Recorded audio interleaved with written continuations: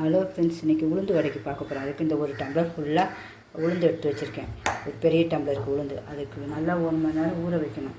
ஊற வச்சுட்டு ஃப்ரிட்ஜில் வச்சாலும் உங்களுக்கு சில்னஸ் இருக்கும், நல்லா அழகாக அரைப்பட்டுரும். அப்புறம் கொஞ்சம் சின்ன வெங்காயம், ஒரு 100 கிராம் சின்ன வெங்காயம், மிளகு கொஞ்சம், சீரகம் வாசனைக்கு, பச்சை மிளகாய் நல்லா நைஸாக எடுத்துருங்க. எவ்வளோ அழகாக அரைஞ்சி வச்சுருப்பாங்க, அப்படி நைஸாக அரியணும். இஞ்சி ஒரு சின்ன துண்டு, கொத்தமல்லி, கருவேப்பிலை இதாகலாம் அதில் போட்டு மாவு அரைச்சோன்னே அதில் போடணும். உங்களுக்கு காட்டுறேன்.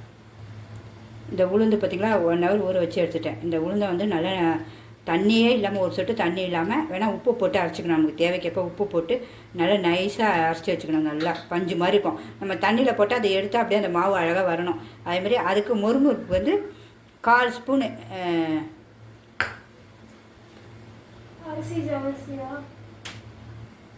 வெறும் ஜவ்வரிசி சும்மா 1/2 ஸ்பூன் எடுத்து வச்சுக்கோங்க. அந்த முறுன்னு இருக்கும். அது வெறும் ஜவ்வரிசியை மட்டும் அதில் போட்டு அரைச்சிடணும்.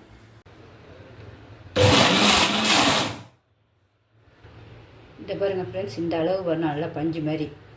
இங்கே பாருங்கள், தண்ணியில் தொட்டால் இந்த பாருங்கள் எடுக்கும்போது இப்படி அழகாக வரணும்.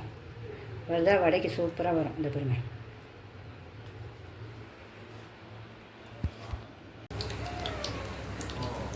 ஃப்ரெண்ட்ஸ், இதை பார்த்திங்கன்னா வடை போடுறோம் பாருங்கள். நல்லா ஒரு தண்ணியில் லைட்டாக வச்சுக்கங்க. நல்லா இப்படி உருட்டி இப்படி செஞ்சால் வடை ரெடி. அவ்வளோதான். நல்லா பால் மாதிரி வடை.